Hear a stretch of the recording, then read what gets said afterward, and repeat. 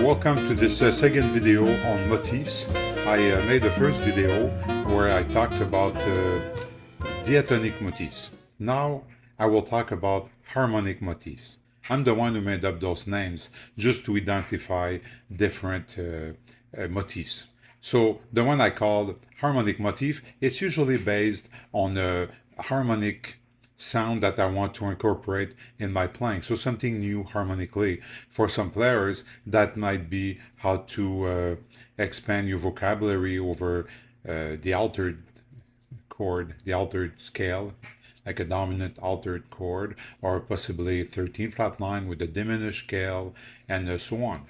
I practice it very similarly to diatonic motifs, meaning I take the sound I want to work on, and then I create a line, usually not too long. 8 notes is good, so it fits within a bar when you have a short 2/5, and you can start to hear it within a shorter cadenza.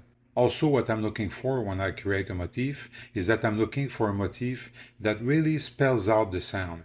For example, if I'm working on 13 flat 9 over a dominant, and I want to outline the triad of E over, for instance, a G 13 flat 9, I want the motif that I will create, if you want, the pattern, spells out that triad. So when I think about that pattern, I think about that triad, and I want to develop the reflex to be able to access that sound when I hear 13 flat 9 or when I see it. So I'm looking for something simple, but that really spells it out. And let's say, I'll talk about 13 flat 9, and after I'll make a video about another sound, the double harmonic scale, and explain how I apply to a dominant chord and what's the process, because I think that in itself is probably a whole video.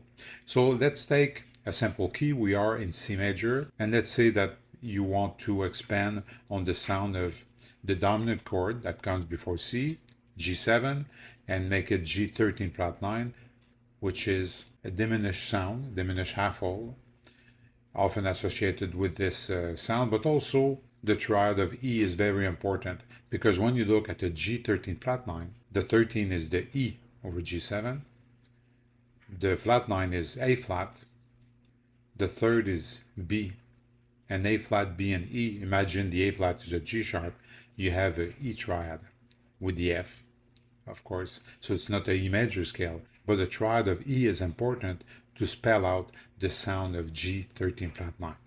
So that's what I have in mind. So what I'm gonna do, I'm gonna create a line with that triad and something that spells it out, and simply going up the triad, starting on E, adding the F, and going all the way to E, and then resolving. Often those lines resolve to the 9th or the 5th. There are other choices, of course, but I'm gonna keep it simple.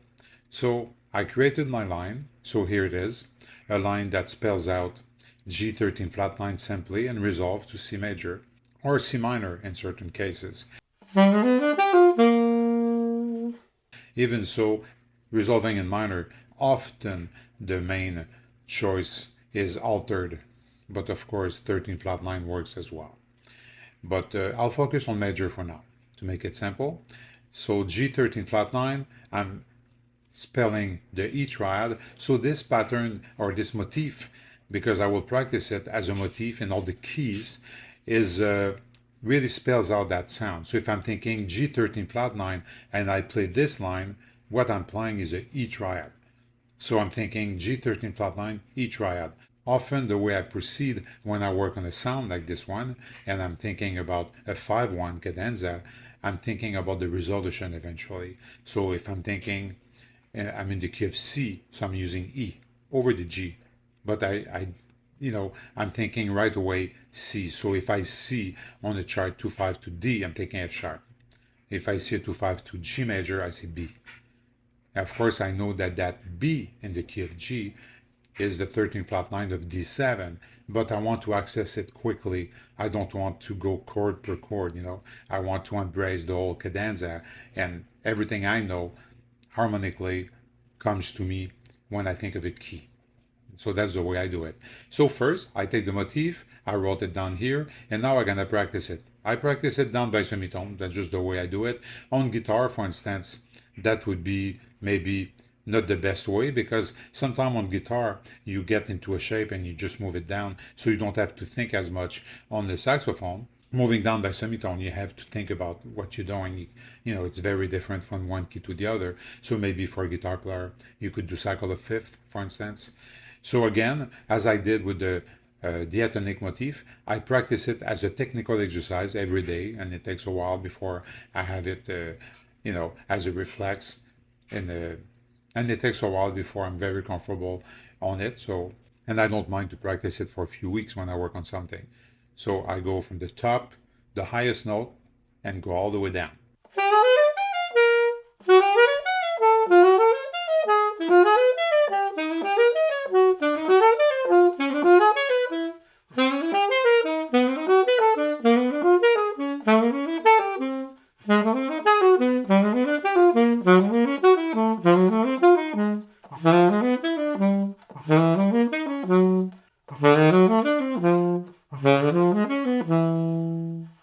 So again, on one end, I work on the motif from a technical perspective, and then I apply it into tunes. Let's do the same tunes as we did before. So the four tunes that cover the 12 keys, the 12 2-5 major keys. So that is Solar, All the Things You Are, Have You Met Miss Jones, and The Bridge of Cherokee. So this way I covered the 12 key within the context of a tune. So let's hear how those motifs work over those. I'm still wondering sometimes if I should do that with a play along so you hear the chords while I do it. Sometimes that's the way I practice it, but not that much. When I hear the sound, I hear those tunes so well, I prefer to do it without it. So I'm not sure. You're always welcome to make comments down here, and I'll see what's the best way. This is work in progress. I just started again to make videos like this, and hopefully they'll improve. I found the preceding one had a lot of yellow light between every little sections, and that really annoyed me, but I'm not going to do it again. I hope you understand. I'll simply try to improve as I go. Okay, now I'll play the motif. Solar. Let's play it over Solar. I'll play a bit the tune, the head, so you hear the tune, and then I'll imply this motif in those 2-5-1 major.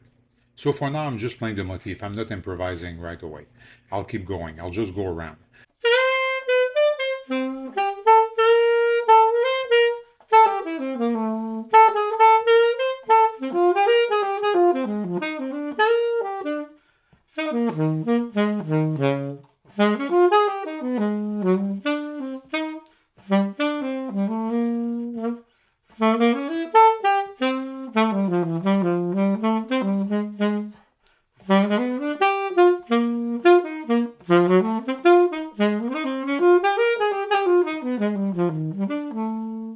All the Things You Are.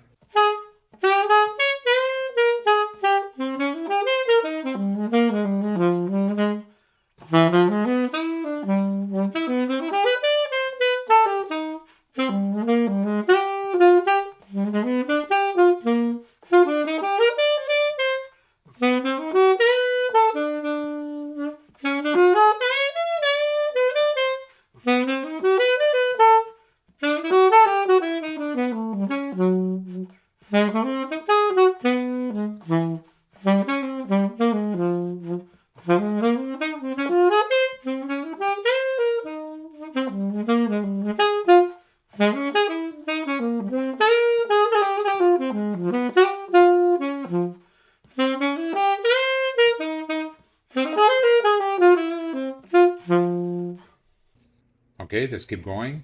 Have You Met Miss Jones?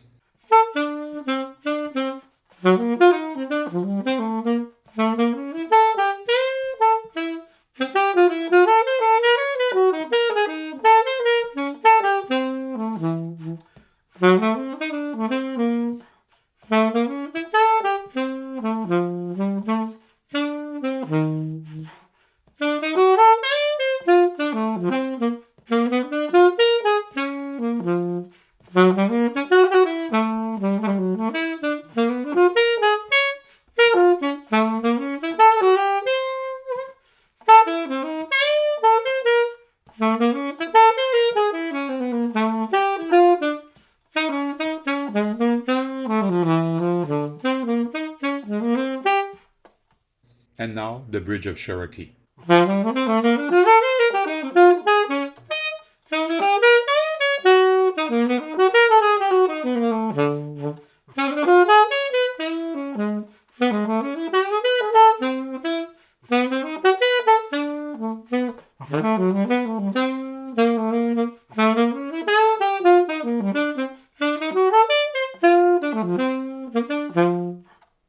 So now I played that motif in all those tunes, and hopefully that helped me to hear it better. And I would pick one of those and try to stretch a little bit more on it and see what happens. So again, let's do it with Solar, where I'll use that arpeggio, but use other notes around it and see what happens.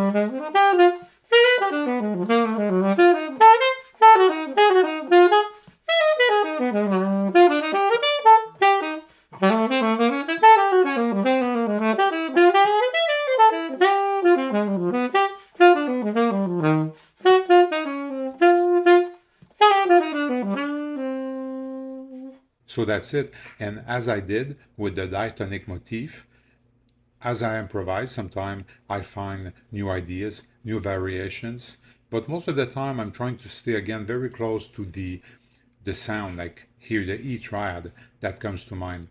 And for the rest, I just leave it to improvisation. As long as I can access it quickly, it's there in my ear and also my mind to use. So that's how I proceed. I do something diatonic, now something harmonic, and then something chromatic. The chromatic one you'll see is a little bit more abstract when it comes to using it, but I'll make a video on that. And I want to make a video on different harmonic sounds, and especially the one I'm working on right now, double harmonic, and explain to you how I find the right context within a tune to use it, because it's a unusual scale. Okay, so enjoy your day, and again, if you haven't done so, please subscribe to this channel. You can like the video, and it's helpful for me to have some feedbacks, and I hope you enjoyed it. So have a good musical day. Take care.